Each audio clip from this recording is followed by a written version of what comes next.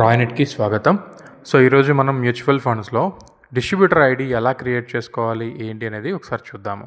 So మనకి ఇక్కడ ఏమేం డాక్యుమెంట్స్ కావాలి అంటే డిస్ట్రిబ్యూటర్ ఐడి క్రియేట్ చేయడానికి ఆధార్ కార్డు యొక్క సాఫ్ట్ కాపీ, అలాగే పాన్ కార్డు యొక్క సాఫ్ట్ కాపీ రెండు కలర్ ఉండాలి.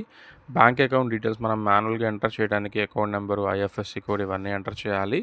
అలాగే ఆ బ్యాంక్ అకౌంట్ యొక్క సేమ్ అదే బ్యాంక్ అకౌంట్ యొక్క క్యాన్సిల్డ్ చెక్ ఉండాలి. సో ఇవి ఉంటే మనం డిస్ట్రిబ్యూటర్ ఐడి అనేది క్రియేట్ చేసుకోవచ్చు. సో ఇవి రెడీగా పెట్టుకోండి. పోర్టల్ మీరు ఓపెన్ చేసిన తర్వాత అందులో ప్రొడక్ట్ అనే ఆప్షన్ ఉంటుంది. సో ఈ ప్రొడక్ట్ అనే ఆప్షన్ కనుక మనం క్లిక్ చేస్తే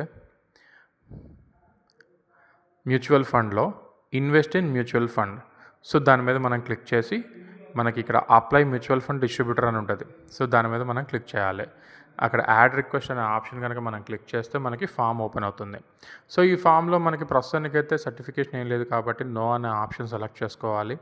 అలాగే రాయ్నెట్ యొక్క ఈవీఐఎన్ నెంబర్ అనేది యూజ్ చేసుకుంటాం కాబట్టి ఎస్ అనే ఆప్షన్ క్లిక్ చేసి మన సిగ్నేచర్ ఒకటి సెలెక్ట్ చేసుకొని ఇక్కడ మీ డీటెయిల్స్ ఆల్రెడీ మెన్షన్ చేసి ఉంటాయి. మీ name, father name, date of birth, Aadhaar number అవన్నీ ఒకసారి చెక్ చేసుకొని ఇక్కడ ఆధార్ ప్రూఫ్ అంటే ఆధార్ సాఫ్ట్ కాపీ ఒకటి అప్లోడ్ చేయాలి.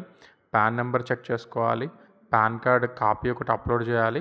అలాగే బ్యాంక్ అకౌంట్ డీటెయిల్స్ కూడా మీరు ఇక్కడ మెన్షన్ చేయాలి. అంటే మ్యూచువల్ ఫండ్స్కి సంబంధించి మనం ఏదైతే బ్యాంక్ అకౌంట్ యూజ్ చేస్తామో ఆ బ్యాంక్ అకౌంట్ మనం ఇక్కడ అప్లోడ్ చేయాలి.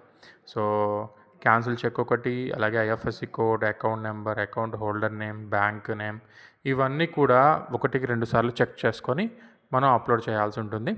అలాగే కింద అడ్రస్, పిన్ కోడ్ సో వీటి వరకు మళ్ళీ మీరు ఇంకొకసారి చెక్ చేసుకొని ఆల్రెడీ ప్రీఫిల్డ్ ఉంటాయి కాబట్టి ఒకసారి చెక్ చేసుకొని మనం సబ్మిట్ అనే ఆప్షన్ మనం ఇక్కడ క్లిక్ చేయాలి. ఓకే, సో సబ్మిట్ ఆప్షన్ మనం క్లిక్ చేస్తే మనం ఇది అప్లోడ్ చేసినట్లే. సో క్లియర్గా ఈ బ్యాంక్ అకౌంట్ డీటెయిల్స్ ఒకసారి చెక్ చేసుకొని చేసుకోవాలి.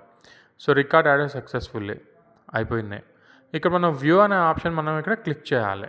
అంటే మన స్టేటస్ అనేది ఇక్కడ చెక్ చేసుకోవాలి. ఇక్కడ ప్రస్తుతానికైతే పెండింగ్ అని చూపిస్తుంది.